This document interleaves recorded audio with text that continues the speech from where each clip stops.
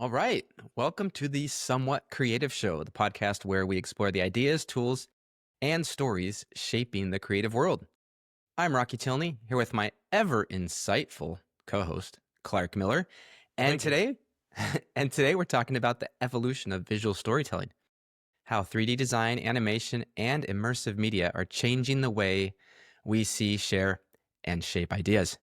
We'll dive into how emerging tech like AI and AR are transforming creative workflows, what it means for the next generation of artists, and why human storytelling still matters more than ever.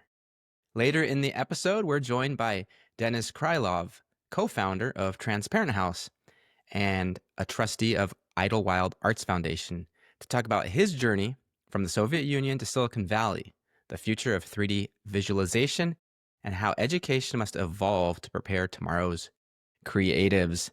Clark, let's get into it. That was a mouthful of an intro. I didn't realize I wrote so much. That was a good one. How's it going? It's pretty good. How's your week? Been good. It's been good. Been a little bit quieter. You know, working through some new things. So it's been fun. All right. Working Well, on some AI development stuff. So it's right in line with what we've been talking about. But I'm excited. I'm excited today to talk about this whole idea of like 3D rendering and this space, because it is an area I feel like that keeps threatening to be a bigger part of our lives. Mm-hmm. Every year, it's like, this is the year that, the Apple Pro came out, what, a year ago, 2 years ago? I think so. Apple about Vision 2 Pro. years, maybe. Yeah. Yeah. And I feel like it keeps on threatening to be this like transformative technology, and we're all going to like go into the matrix and, lose ourselves and never come out of our pods. But then it never does. I mean, VR headsets, they've been around for a while, right? Mm-hmm. And it's always like this idea of being able to get into this fully immersive environment. I think the problem is nobody wants to wear a headset. I mean, at the root of it. Is it the headset, or is it? I don't know. I sort of have gone back and forth on this idea of like that being the thing that's stopping people from really adopting it.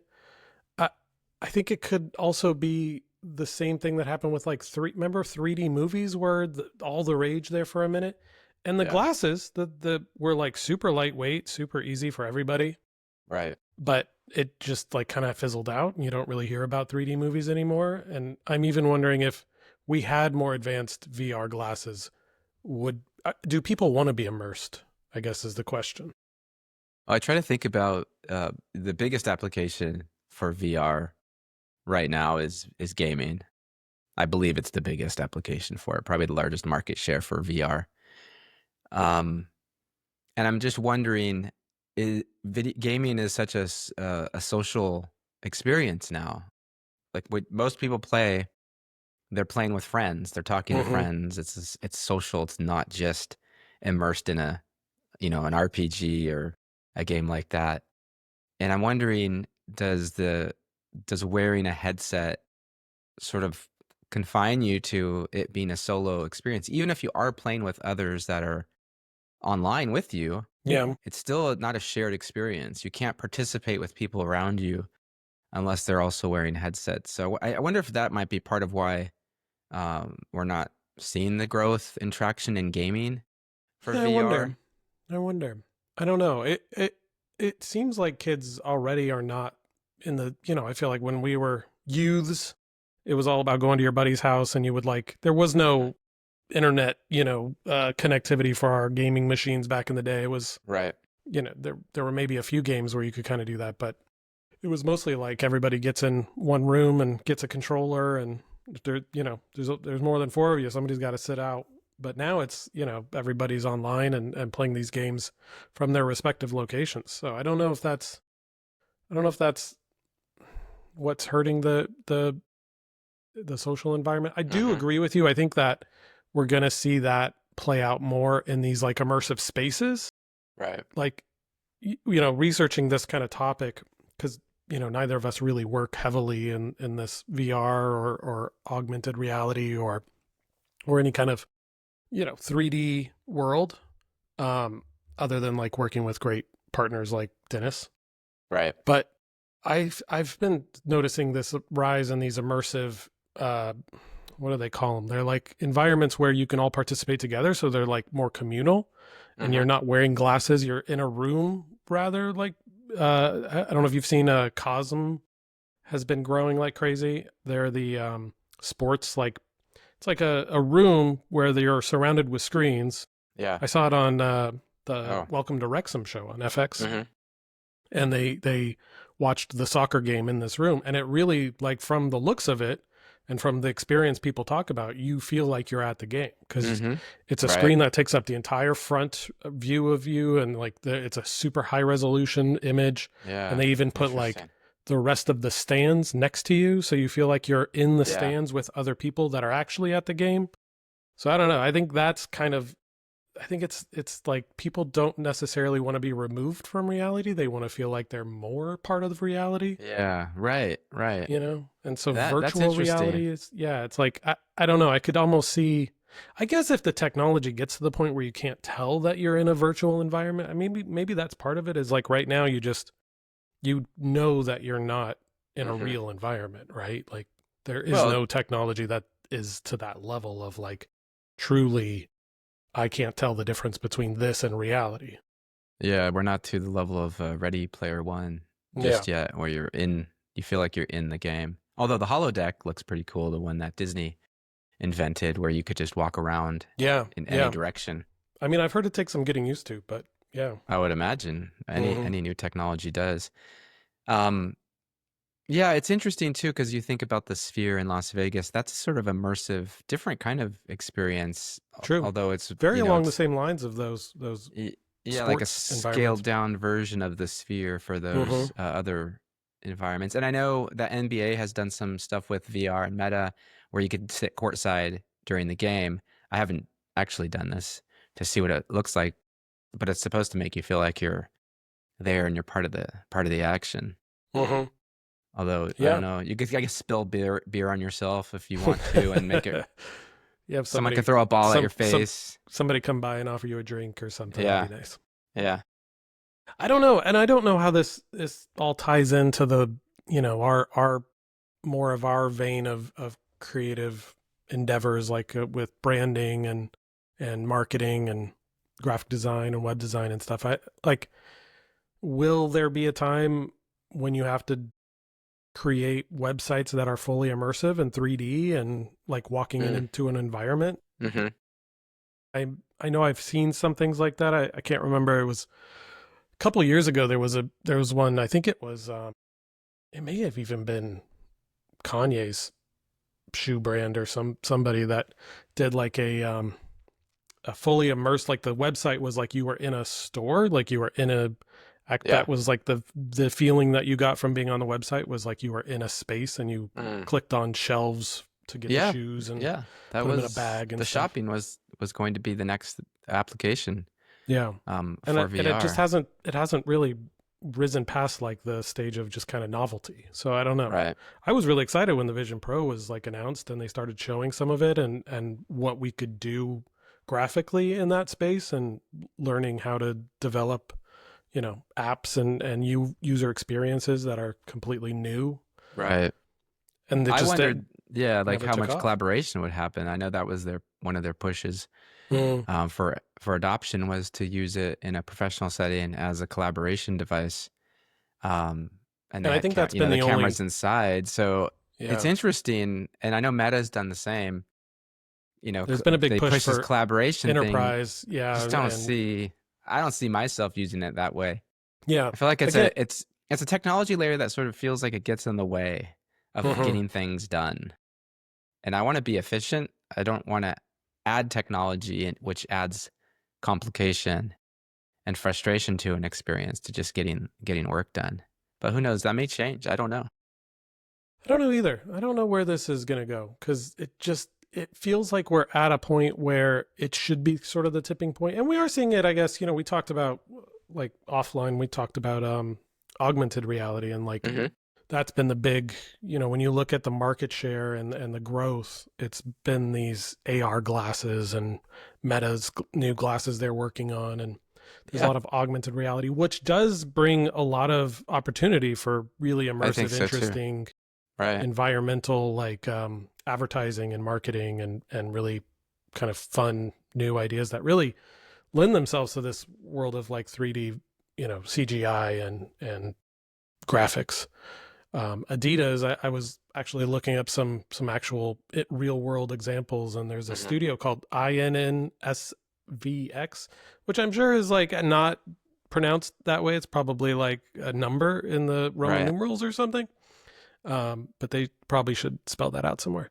Anyways, they do this kind of work. They do these like augmented reality product placement sort of things. They did one for Adidas where the shoe like comes out of the sidewalk Hmm. while you're walking and while you're on the streets of New York for Fashion Week. I think they did this, and I don't know what the platform is. I don't know if what you have to be wearing to actually see this. It's most likely your phone, but I don't know if it's available for like any kind of you know glasses or goggles or anything like that. But Yeah, I would I'm sure think. it's that's the only Yeah, example I've seen is like where you hold up your phone and you point it at something, and then in your phone screen you can watch the shoe come up, but it doesn't. It's not like that immersive. So. I would think if you have good high fidelity screen, even it built into something as lightweight as a pair of sunglasses or eyeglasses, that would be a good platform to develop this because again, you don't want to add an intrusion layer to the technology. It's just gonna not allow for adoption to happen at the rate that you want it to. Hmm. So it has to be something that you could swap out for that we're already used to using. Like the Apple Watch is a good example. We're already wearing watches, so Yeah. it wasn't a huge stretch Yeah. for people to buy the watch. The phone we had already in our pocket. You're Hmm. swapping out the Nokia for the iPhone. Like that wasn't a huge shift. But as soon as you say, "Hey, wear this other thing," I just don't see that being a good way to build traction. I think you have to get the technology small enough. I mean, Ray-Ban's sort of doing it with the Meta glasses, at least in terms of recording and stuff like that. But if they could add AR capabilities to that, I think then you're talking about, oh, this is something that might change the game in terms of commerce and other potential use case applications like that. Absolutely. And I have a pair. I love my Meta glasses. Record all the moments you want. Hmm. Well, it's great because and I think this is what kind of gets to what you're saying. It's that passiveness. Like I like wearing them because I don't have to be wearing them to use them. I'm wearing them as sunglasses, and then like Yeah. when I want to record something or if I want to listen to a podcast while I'm walking, like I can just turn it on, and it's not an extra layer like you're saying. So. Well, and I think what I'm interested in talking to Dennis about too is since they do a lot of 3D work and really high end visualizations, Hmm. how does VR or AR play into what they're offering going forward? And if they're looking kind of around the corner to see how they could adapt their services, or just if the industry in general is looking at investing in those applications. 3D has Yeah. always been something that's very technical. It's why one of the reasons I never was able to get into it because you have to have such a deep background in modeling and just having an understanding of 3D tools.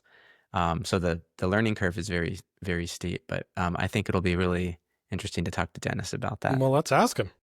Let's do it. All right, we're excited to welcome Denis Krylov, co-founder, executive producer of Transparent House, a global creative studio known for cutting-edge 3D visualization, animation, and immersive storytelling.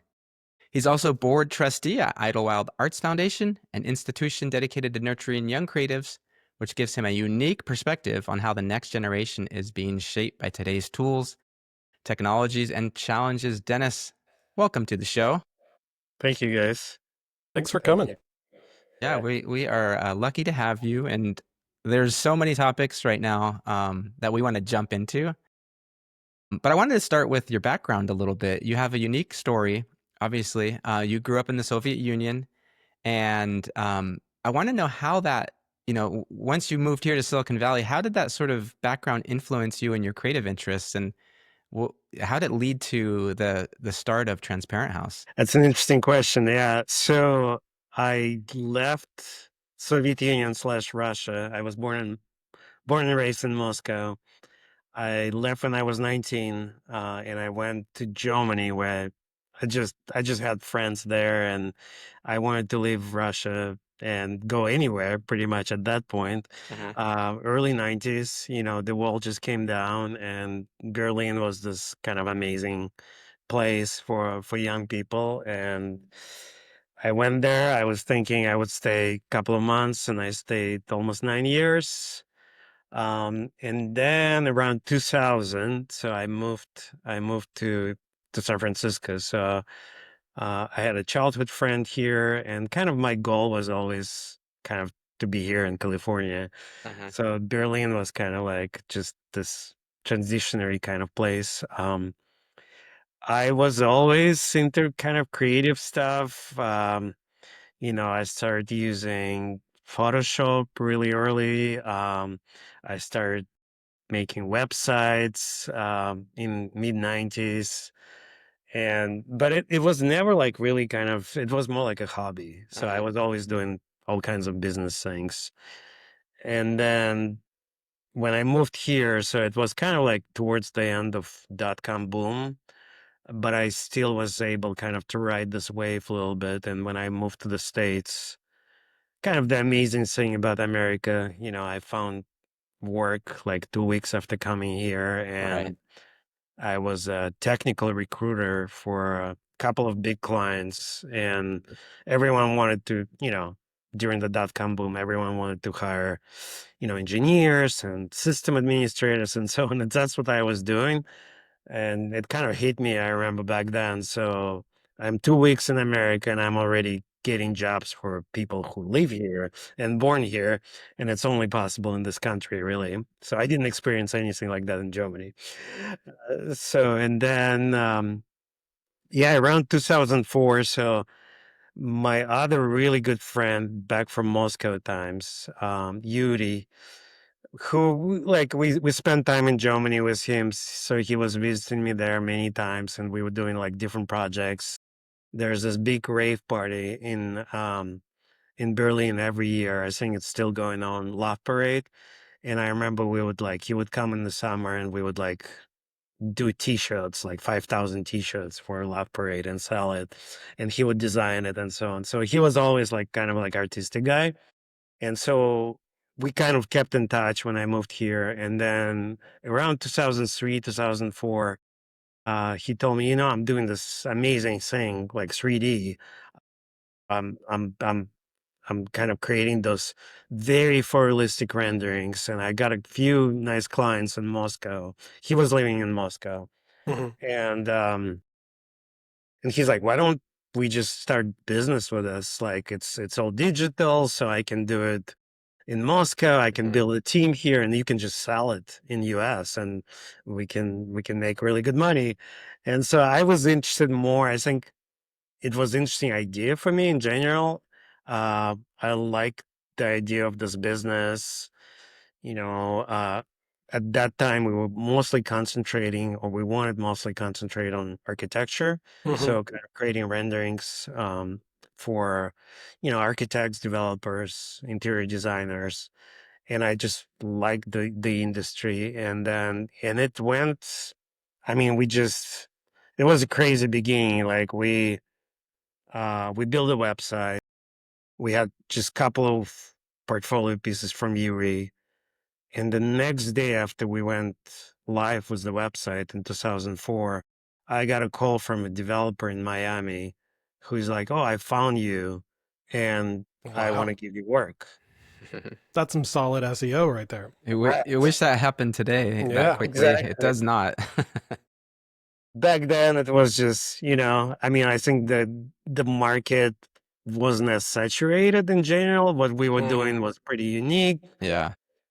A lot of our clients at that time were still hiring watercolor artists. I was Hmm. going to ask if that was the main kind of rendering back then was more hand drawn, hand rendered. That's what it was, like hand Hmm. drawn, you know, pictures, and then there were some rendering companies, but their work was, I mean, in our view back then, it was pretty mediocre.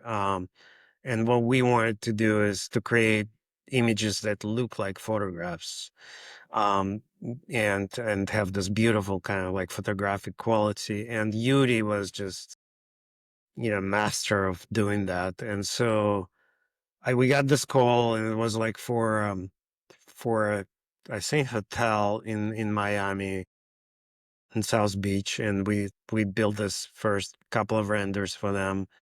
I was still doing my recruiting work at that time, and so I was kind of like combining it. It was interesting because, Transparent House started as kind of a remote company 20 something years Right. ago, Yeah. right? So it was like we were this way from the beginning. Um, we were using Skype back then Hmm. to communicate with Yuri. Rest in peace. I know. Right. And yes, but it was like amazing quality at that time. So, I mean, I remember still going to Market Street and calling Yuri from, like from the phone, on the street. So from the Wow. payphone. Wow. And then he's like, "Oh, there's this thing Skype. We can just do it online." I'm like, "Oh, let's do it." And so yeah, we started doing this kind of small projects, and then around 2005, I just felt like, okay, that's it. I can actually do it full time. I started placing like advertising banners on architectural websites, and we started getting more work. And then we got introduced to Gensler, which is one of the like largest architects in the US, and Hmm. they have amazing like client portfolio. And they started introducing us to their clients, and their clients were like awesome, like, a lot of retail clients like Sephora, Starbucks. But I think what was the biggest thing for us was Apple. So they introduced us to Apple. We started doing first Apple retail store renderings. And that was it just took off like crazy. Like we started hiring people mostly in Moscow at that time. So Yuri Hmm. was managing them. And then I opened an office in San Francisco. So until then I worked from home. And then we opened our first office in Jackson Square, where we still are, right next to our first office. Hmm. And yeah, and the rest is history. So Wow. it was an interesting journey in Yeah. terms of architectural stuff until about 2008. Then everything just crashed, and at that time we were like, hey, we can actually we can start doing something else using the same technology, but producing renderings for like consumer electronics for product, basically. Hmm. And at that time, we kind of expanded our service. I mean, this recession was kind of a blessing in a way, because a lot of companies who were doing architectural stuff, they went out of business, but we stayed. And so until this day, depending on the year, some years we do more architectural stuff. We kind of consider it now kind of like our legacy business. Okay. Yeah. But a lot of clients are now in more like consumer electronics industry. We pretty much work with all the big guys: Google, Apple, HP, Dell, Logitech is our client. And we produce, at this point, we also produce animations, right? So it came Yeah. late as well. Yeah. And a lot of, just looking through your portfolio before this, and we've, Rocky and I have worked with you on a project or two, and the level of, I would say, creativity and animation and, storytelling within your 3D animations is incredible to me. It's like it's what I've always kind of admired about your company and about the work that you guys do, and not a lot of, there's not a lot of rendering companies I feel like that have that level of kind of interesting narrative into these projects. It's usually just a Thank very you. straightforward kind of journey into like a device or something, or spinning product or so. It's just not that, it's not that level of detail, I would say. Thank you. Yeah, it's very impressive. Not to build you up too much, Dennis, but it's really, I mean, if anyone listening wants to go and check out Transparent House's site and look through the work, it's very impressive. Thank you. Yeah, I appreciate it. And yeah, my experience working with you guys, I think, Clark, we started maybe 8 years ago, the relationship with Yeah, I think it had to be 8 years ago, 8, 9 years ago.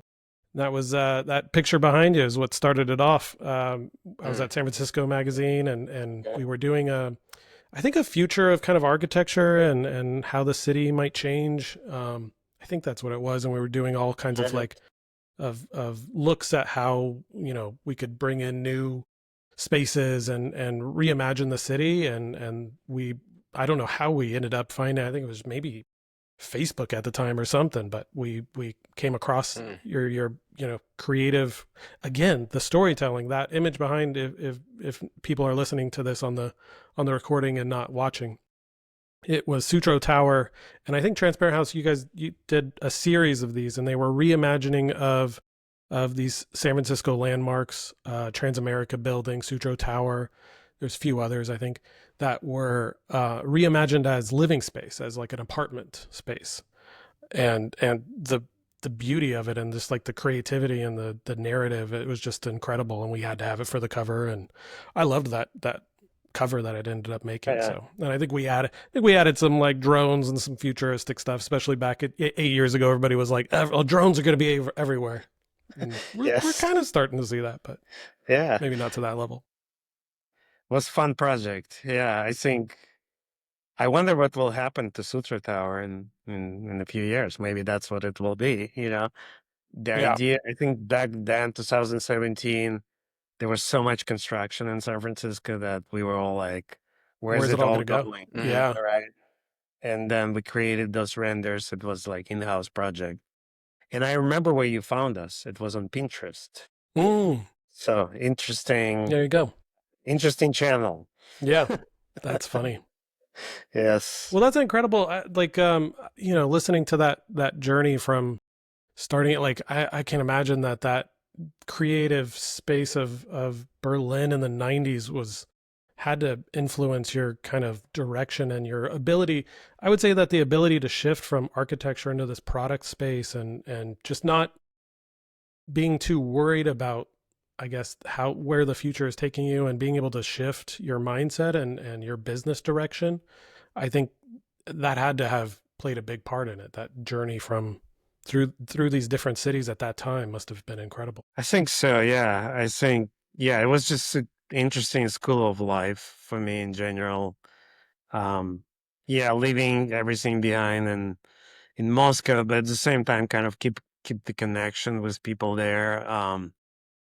We've been asked, especially in the beginning, are you guys outsourcing? And I was always saying, no, we actually we're not outsourcing. We're finding the best talent, and the sad part about everything what's been going on with Russia in the past few years Mhm. is just it feels so. I mean, it hurts so much that the country with so many extremely talented people, Hmm. going through this war right now. And like we were just finding this amazing raw talent in Moscow. We brought a lot of our artists here to work here in the States as well, to our future office in San Francisco.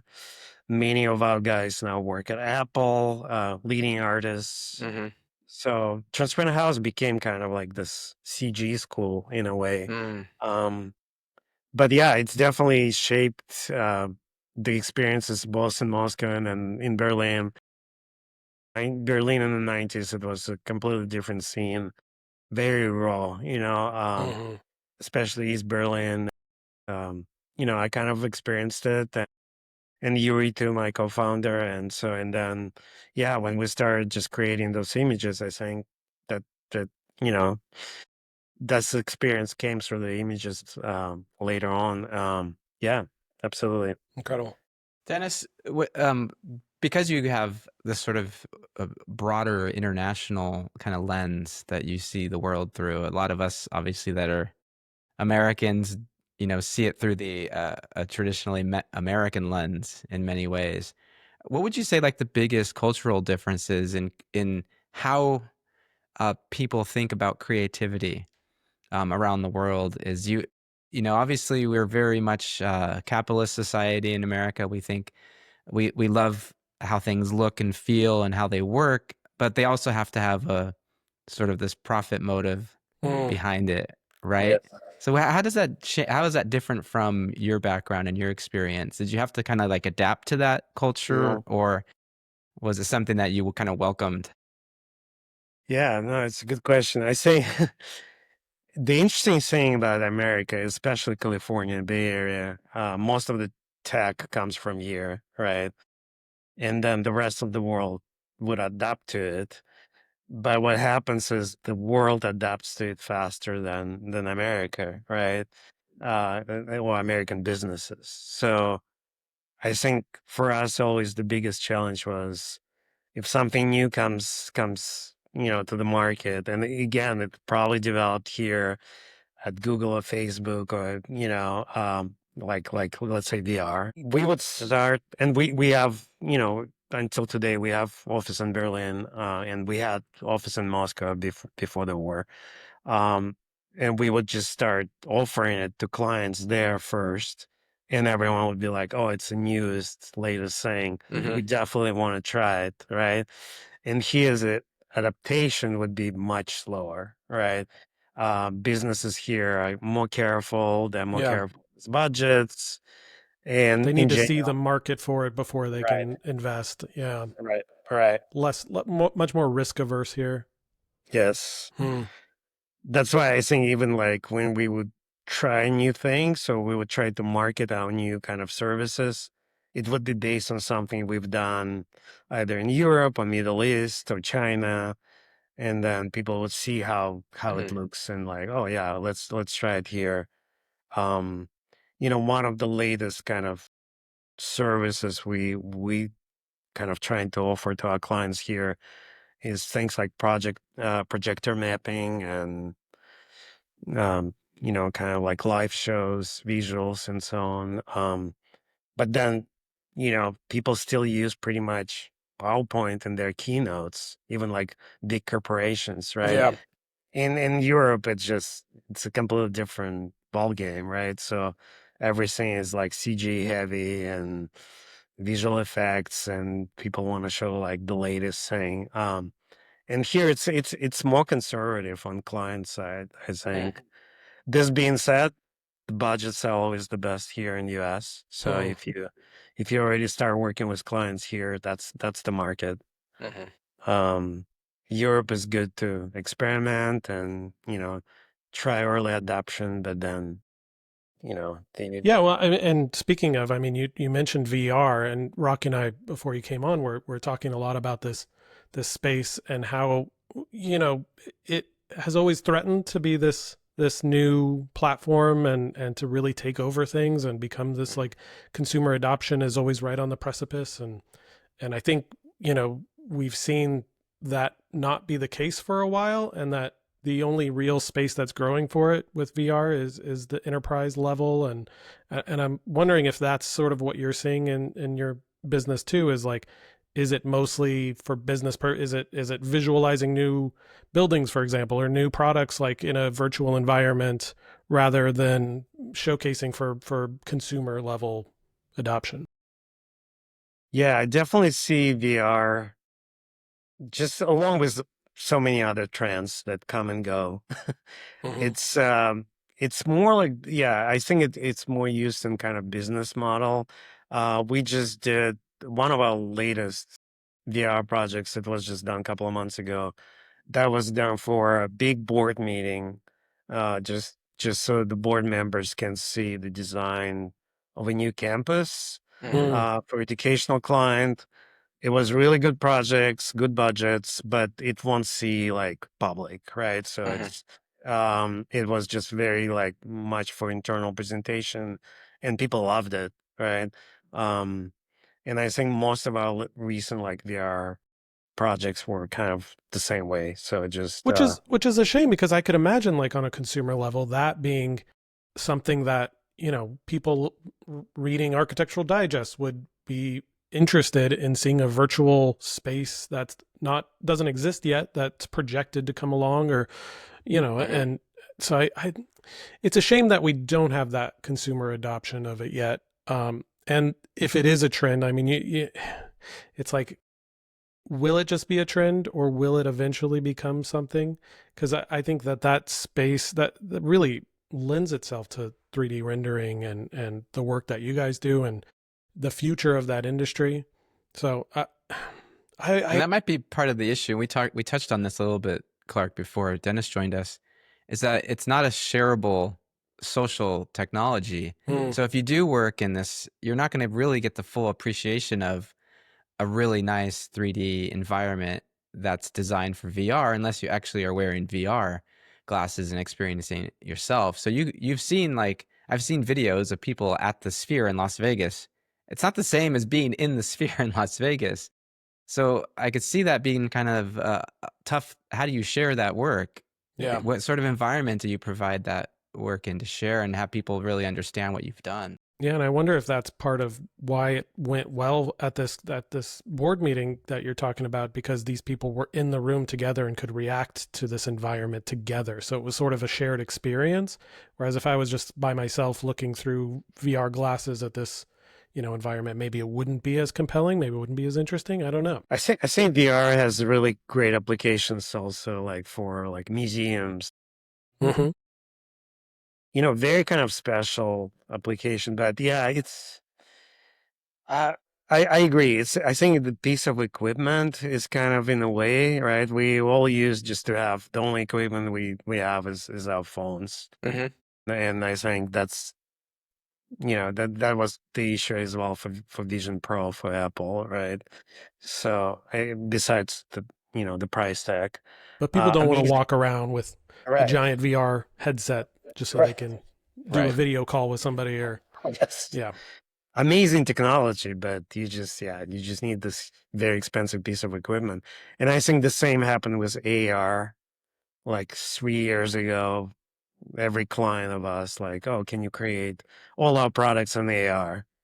And we would do that, and then I would follow up with clients like 6 months later, and they're like, yeah, we don't see people using it as much, Yeah. right? Because the Um, AR experience is on your phone. It's right. It's right. it's not that much different than the only Yeah. difference being like the place you are at can be kind of part of the experience. But is that a big enough game changer to like really push for this industry? So I think, to that end, do you think once an AR, becomes synonymous with just our glasses, or a wearable that we to Rocky's point earlier, you've already worn this every day, it's already a part of your life, is that when that adoption may really kick in? Hmm. It's possible. I mean, I'm using Ray-Bans from Meta for the past Hmm. couple of years, and I'm not really using it as a kind of AR device, and more like, yeah, it's you can take pictures and video, and it's super convenient, and they look good, right? They look just regular Ray-Ban glasses. But I wonder what happens when it becomes more AR ready, right? And will it be as widely used as well? I'm not sure. Again, 20 years ago we started with images, and I think until this day, images is still our bread and butter, right? Hmm. Plus animations, uh, but yeah, kind of in a way still 2D experience, right? So something what you look at on the screen, Hmm. right? I don't think much has changed since then. I was really excited a couple of years ago about Web3. I felt like, Hmm. wow, that's. Hmm. I mean, we spend so much time on the websites, right? So what if this experience become more 3D? And we started building. We partnered with this platform called On Cyber, and at that time they were, when NFTs and crypto went up, they were just super popular, and we Hmm. started building for them those kind of spaces for the web, where people can exhibit their NFTs, their collections, right? And you go through those galleries. It's like totally 3D experience. And it's interesting. I was telling those guys, look, you need to go. They were just, they were working mostly. The platform was used mostly by artists and collectors. I'm like, did you try like corporate clients? And they're like, no, no, no, we want to do it later on. And then it kind of faded away. And on our end, we were trying to show it to like our clients, and they were like, nah, we don't really want to.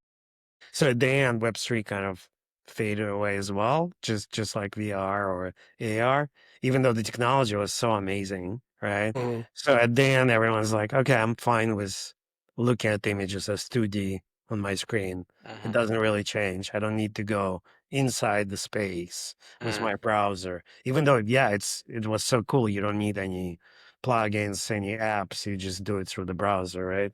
So The I don't know. technologies that never took off. It's a sad. I Right. mean, NFT alone was just such a space for young CG artists and 3D artists to kind of experiment and to build up that ability to do more impressive work. I would say. I think that's something that, we were talking earlier about how much of a challenge it is to learn the skills that you need to build these really beautiful CG kind of environments or products, the level of expertise you need. Hmm. And it is a shame that the NFT kind of did crumble in a certain way, because I remember there being a lot of artists that were Hmm. doing a lot of 3D, Yeah. and it was I don't know if it was the majority of what you saw from the NFT space, but there was a lot of it. There's a lot of 2D Yeah. artists as well working in that space. And I'm not going to lie, at one point, maybe 2 summers ago, I might have been working on a business plan around NFTs. I might have been, Well, but because obviously it didn't go anywhere. yeah, well, and because it can't today. I mean, there's no. I mean, they're still there, but there's not as much opportunity. I remember I worked a couple of years ago on a actual physical magazine, but we had a CG artist named Kyati Trehan, a brilliant Indian 3D visual artist, and she was creating really beautiful 3D objects and spaces, and was able through the NFT she was selling to basically fund her life and without having to take every kind of corporate job. So it was sort of a beautiful synergy of like of selling your art and being an artist, but being able to work in this very technical landscape. So it's a shame that that has kind of gone by the wayside a bit. What do you think, Dennis? Like people trying to get into this pathway of 3D, like is it a space where it is still difficult for people to break into? What advice do you have for younger people that want to become a 3D artist? Yeah, if you would ask me this maybe 3, 4 years ago, I would say, oh yeah, definitely go for it. It's a niche, definitely. Mm-hmm. I mean, a few years ago, if you understand 3D, if you can create photorealistic, imagery, you would find job no matter what. And or you can work as a freelancer and make good money. Of course, everything changes these days with AI. So the future is very uncertain for artists working in 3D. You see every day, pretty much, you see like those kind of amazing new Yeah. apps that, help you create, let's say, architectural renderings, right? We would spend, days and sometimes a week on those image before, and now it's just, yeah, you really need minutes sometimes, right? Yes, the quality is maybe not as great, but it does the trick for the client, right? Yeah. Hmm. Um, we have to see where it's all going, right? I know AI is pretty much subject of probably every conversation you had on this podcast, Hmm. and it's something what we discuss with the team every day. Um, I just spoke with Yuri a couple of days ago, and he was telling me how frustrated he was to see the latest Google product VO3 Hmm. and Kling, and he's like, I don't know, like, yeah, it feels like kids will be able to do 3D animations now. Mm. And I was like, well, I don't think we're there yet in terms of clients going and hiring, Yeah. I don't know, interns, right, to Yeah. create those animations. I don't think we're there yet. You still need to have artistic abilities and talents, right, to create something outstanding and something unique, right? hmm Well, and Um, so much of the work you do is so technical, and a lot of the products that you work on, I imagine, follow very specific measurements and guidelines, and like not just the architecture stuff, but like the product like has Hmm. to be true to the and AI is not great at that. There's a lot of what do they call it? The when the AI just creates things that it doesn't, Hallucinations. hallucinations. There's a lot of Yeah. that happening. So it's, you never can kind of predict what it's going to do.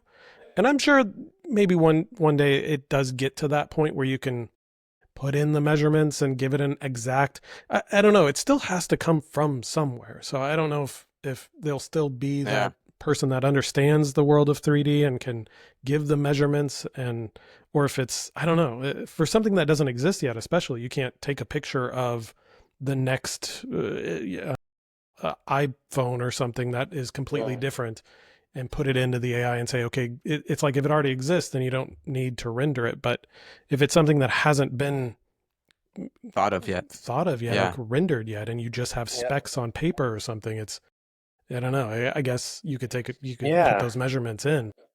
I mean, this is a good segue too, I Uh, think, into the conversation about creative thinking. We talked a little bit about this before. And Dennis, you serve as a trustee at Idlewild Arts Foundation in Southern California. What are you seeing, today with the younger creative generation? Um, and these emerging tools that, you know, people are afraid, oh yeah, anyone could just pick these up and start creating stuff. But there's an aspect to this, I think, that Mm. is deeper, and that's how do you think creatively? I feel like that is something like any type of training you have to work at for a period of time. And I want to know what your thoughts are that from kind of an educational perspective. yeah, I think Idlewild is pretty unique. It's one of the three art schools, three private art schools, boarding schools also. So most of the kids live there Hmm. in US, and they they do give children, high school kids, really amazing foundation for the arts.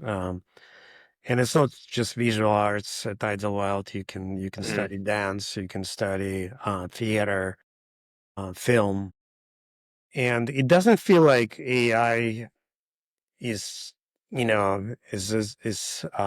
how would I say it? Like, it's not something what the kids who study there.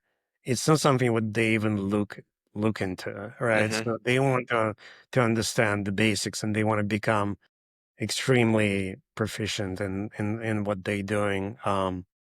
I think this elephant in the room is there for in terms of like college education, and I think a lot of parents also of those children, they ask themselves, okay, they already spent 4 years at private school, and now they go to college. So, and how will it all change with AI in a few years? Will they have actually a job, Yeah. to justify the tuition and all of that, Yeah. right? But I'm very, every time I'm at Idlewild and I go to one of the showcases, I mean, just the level of creativity, and it's so pure and it's so raw, and um it's just so high that I just cannot imagine how AI can ever replace it, right? Hmm. I do think, kind of going back to AI, even like looking at the latest VO3, it still looks AI to me, right? hmm It still doesn't look like, oh, it's a real thing, or I wouldn't tell the difference, right? And I think you look at the films what Ideal Wild students create, and this is just this beautiful, amazing actors and cinematographers who are so young, and they create this, and that's their ideas and so on, and it's not comparable, right? So I can't imagine that kind of like science fiction movies will be Hmm. created with the help of AI. It's quite possible. more and more, or like B-roll will be mostly replaced with AI, Yeah, I would right? imagine that'd be the Yeah. first Yeah. space it really starts getting into Yeah. video production is on B-roll. And Right. I've also seen and I'm curious, Dennis, not to get us off of the future of people coming up in this industry, but I am interested in how your company and your talents are adopting it, or if they're adopting it and how it's being adopted. I know I recently saw a studio that was using it a lot for post production and getting things, halfway there, and then having AI kind of fine tune the details and add detail. And I'm wondering if that's an area of exploration for you guys. Yeah, no, we had a couple of projects where clients came to us and like, look, we know about AI and we don't have budgets for like filming or photography.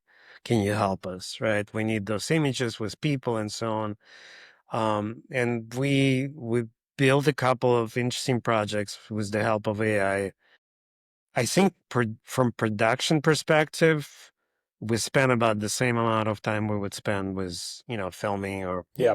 using photography. And probably just, in terms of our costs and our time, we spend the same amount of time. Yes, it's less expensive for client, but, one of my artists, after sitting through like 200 variation of the same person, Hmm. I looked at it and I'm like, look, I mean, it would be so much easier for us just to do casting and just create Yeah. Yeah. photo shoot and build a crew and just do it more like conservative way. I'm not going to, yeah, absolutely. We use AI in different aspects, right? It helps us with, yeah, like people integration. We went from photographing people on green screen, integrating them into renderings to 3D people. And then now it's like, yeah, you can pretty much, with the help of AI, just put this person in the image, and it will be kind of unique person, right? And Hmm. their photographic quality. So those things definitely help. But like you said, when you work with a big brand, I think in general they are not as they actually they're not afraid of AI, but they don't really want to touch it at this point too. Hmm. Maybe they just thinking about potential liabilities and litigation down the road. Who knows? Um, because it hasn't happened yet, but it might happen, right? So Yeah. they just want to go kind of a clean way, model releases and so on and so on. Mm. Yeah. I mean, uh, that is still a big question mark is in terms of the legalities of all this Yeah. and the exactly. training data and, who actually has credits on AI is still a big question within the legal sphere. So I would imagine, yeah, corporate clients may still shy away from it for a while until that's all sorted out. But Well, we if talked about this a little bit too before, Clark, about how everything essentially that AI is producing is derivative works from Mhm. somewhere.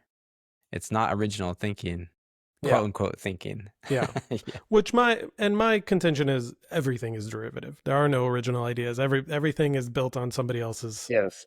creative. So it's not doing anything we all don't already do, and we just do it in our heads and not in a machine that processes all of that information. Right. In a literal sense, like we do it more of in a dream-like merging ideas and that's the challenge is like if you're literally looking at a photograph and just kind of copying it and tweaking it. I don't know. Is it legally stealing or is it inspiration? And yeah, I think that those questions within AI still haven't been answered. They haven't, yeah. Like, let's say we create animation of this mouse, right? Yeah, I don't think we can pull it into AI and just create exact copy of it. It's something will still be off. Hmm. But our client obviously wants the exact copy, right? Yeah. And so still manual modeling, it's still happening. So we get files from our clients and STP files and we model it from scratch. And then we work with it and create renderings and animations and so on. I don't think our work has changed a Hmm. lot, right? But when it comes to just kind of using AI, almost kind of like Photoshop filters in the past, uh, there are some efficiencies for sure, and that's super helpful. But overall, work remains the same, I think, for the time being. Hmm. Let's see how it Then goes. Yeah. Yeah, Dennis, I was thinking that I did an experiment yesterday. I found an old sketch drawing I had that I did with my kids when they were little, and it was like this like fantastic flying machine thing, like half Zeppelin, half helicopter. It was this weird image I drew. Hmm. And I took a picture of it and I put it into Chat GPT and I said, make me a Pixar 3D rendering of this contraption, this thing. And it spit out a pretty interesting, pretty cool looking flying machine Uh-huh. from just that really rough sketch. So I was thinking like when you go into like product modeling and you have technical specs like a step file, how far away are we from just being able to give AI a step file and say, here's I want it out of this material, and it technically makes everything accurate because it has the technical dimensions. Like, is that a potential pathway forward for that? Right. So yeah, I mean, we talked with my team a lot about it. And so far it feels like it hasn't happened yet, but it might, Hmm. and then we have to see, where we go from here on. So it's a good question. I mean, obviously everyone in the creative business, especially in digital business, we all worry about, what happens Right. a year from now. Right. Where are our jobs, right? Or what do we do? But I think what will happen is yeah, clients would come to us and they wouldn't really care how we created it, but they would still give us STP files and like, Hmm. we need an animation. The question is, will they pay the same amount for this Right. animation If they do the now, value, Hmm. right? yeah. But I mean, they don't really, they're not as interested in our process now. Most of them, they just want to have this final deliverable, this animation, right? Hmm. So how we did it, what tools did we use? It's our kitchen, right? So yes, I think this technology will develop and probably many things will be simplified for us.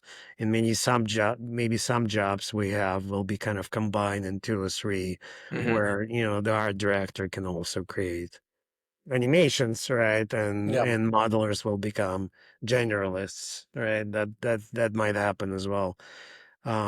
But it hasn't happened yet. So, and again, for all the reasons, working with corporate clients and so on, Hmm. I think smaller clients, smaller firms, they really adopt AI for their marketing. But then it all looks kind of the same, Yeah. right? So, do Right. they Right. really stand out? Not really.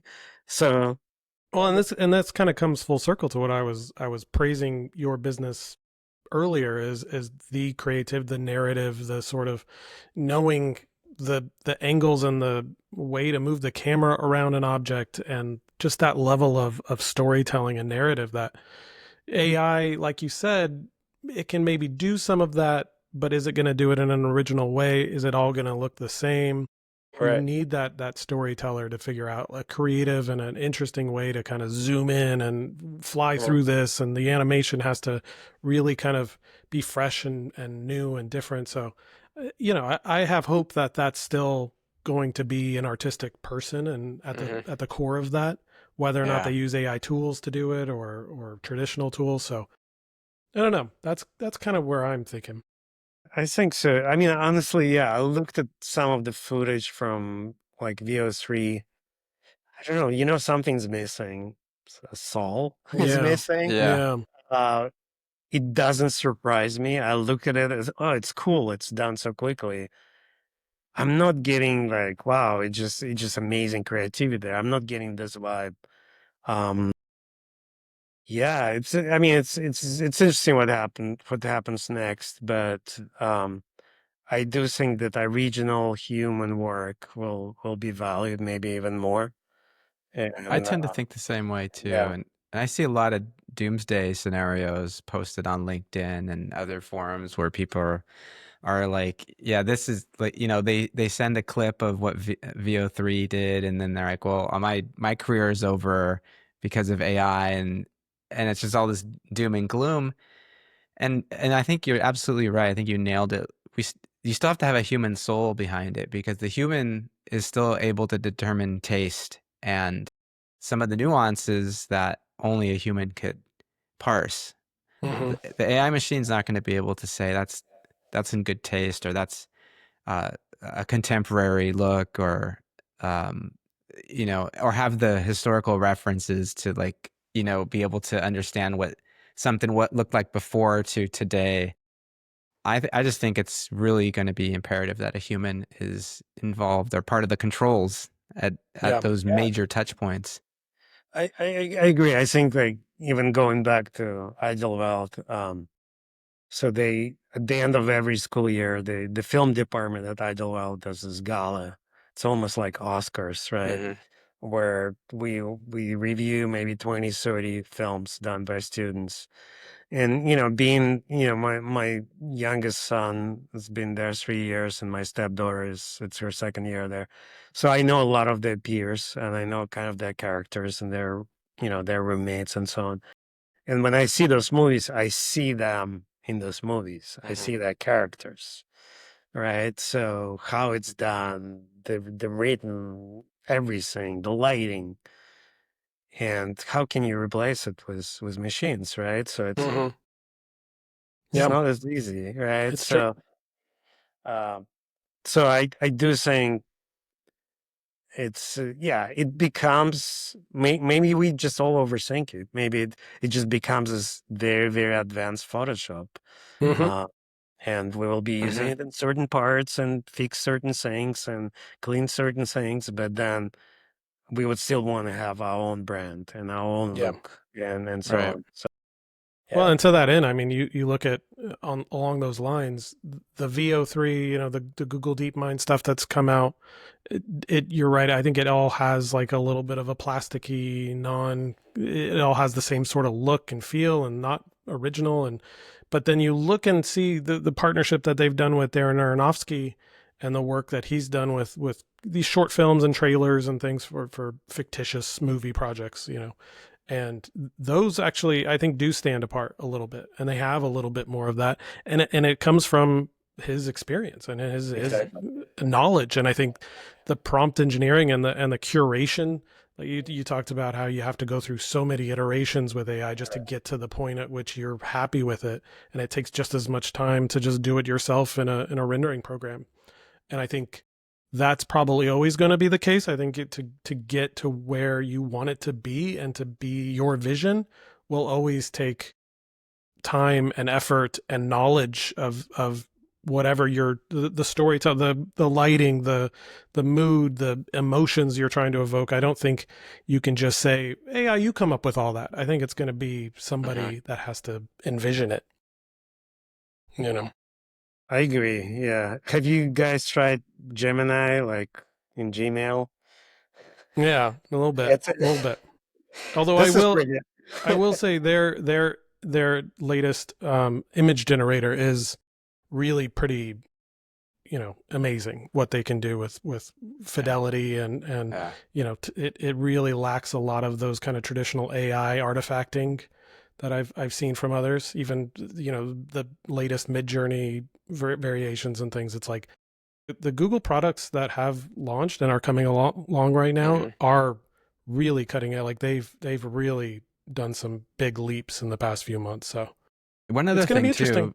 too, yeah, about AI is I don't think we've actually seen the true cost of what Mm, it will take to actually create cinematic quality visuals from these tools. I think everything right now is so, like, front loaded with money, infrastructure, machines, GPUs. It's just getting dumped into it. There's no return on that investment quite yet. Everyone's trying to be the market leader, so they're pumping all this money into it. But at some point, the investor's going to want their money back. What is it going to cost then? And are we going to be at it? Is it going to be equitable to just doing, are we going to have parity with doing it kind of the traditional way at that point? Because it's uh, cheap right now. It's cheap. mhm. it is. Exactly. Yeah. No, I was trying the new thing where you click respond and it gives you pretty close message to what like you would respond to a short For message. email. Yeah. Right. So I think like a couple of years from now, we'll be like, oh, yeah, a few years back, I was still writing those kind of just following up, right? Yeah, Or, yeah. like Yeah. this will definitely change, right? The communication is changing.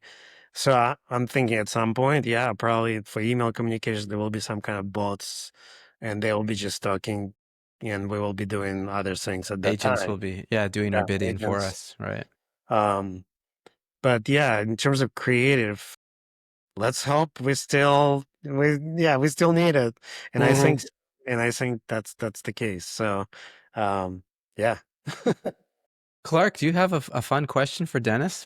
Queued Oh up. gosh, I so every episode, Dennis, I do ask the inside the actor studio since it's not on anymore. I still have to keep it alive. Um, I wonder, you know, being in this space, you've worn a lot of hats. You talked about your past and moving around different jobs. Is there any profession other than this one that you would have loved to have attempted? Yeah, it's actually a good question. So 19, back in 2019. Like, have you been to our office? I don't I remember. don't think I have. No.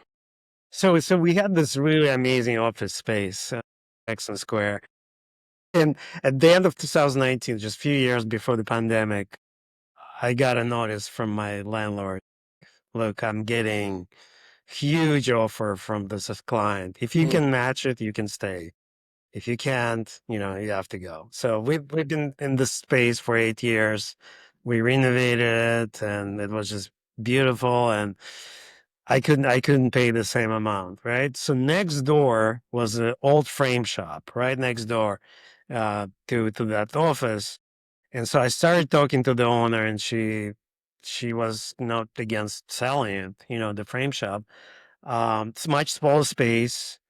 And so the idea was we would purchase it, we would grandfather some of the rent, and we would either keep the frame shop or or just completely convert it to transparent house space. So during pandemic, I acquired this business, and so the space where we are now, it's like we share in the space with the frame shop, right? It's two levels. So when you ask me about what I would do otherwise, so I help. So my wife is running the frame shop. Well, We learned kind of the trade of this in the past few years. So from being like in completely digital business for the past 20 years, working remotely with clients and so on, yeah. suddenly I am involved in this analog, very analog Hmm. business. We have a workshop. It's here in the middle of, downtown San Francisco with all the machines to make frames. Everything is manual. We cut mats manually. There are like, at this point, there are like lasers cutting mats and so on. We do Hmm. everything manual. Hmm. It's very artisanal work and I love it actually. So, and I told my wife, with all the AI stuff, I'm just so happy we made this purchase because I don't think it will be replaced by robots anytime soon. Hmm. People still need beautiful frames. Yeah. And Well, it's there's like, something about working with your hands and having yeah. something tangible, right? Yeah, it's Yeah. very So human. Yeah. I'm kind of ready. So if Mm. if everything goes to like, yeah, machines It's really replacing cool. us, um, I Be will be doing downstairs this. making frames. I love it. Yes. Yes, That's beautiful wonderful. frames. We have thousands of like molding samples and so on. I mean, for me right now, it's more like a hobby. So my Yeah. wife is doing it professionally. But yeah, it's I really like it. So yeah, otherwise, I do love what I do at Transparent House. I I love that we have not very long projects in terms of time frame usually. Hmm. Our projects are like usually 2 to 3 weeks. Hmm. So I mean, I've been offered many opportunities to do like on movies and doing VFX because all of it is so related, right? But I was like, oh, to work on something for 1 year, I'm Hmm. not sure I want to Hmm. do it. It's a bit long, Variety. right? Yeah. Variety, Yeah. spice of life. Yeah, and we do like, sometimes hundreds of projects a year, and they're all Yeah. different, they're all unique. So yeah, I really like it. So Well, Dennis, Wonderful. Thanks so much for joining us on the Somewhat Creative Show. Thank you, Yeah, Dennis. And if you out there enjoyed the episode, be sure to subscribe wherever you listen. And if you're feeling generous, leave a review. Huge thanks to our guest. And as always, stay curious, stay creative. We'll see you next time. yeah, my pleasure. Thank you, guys.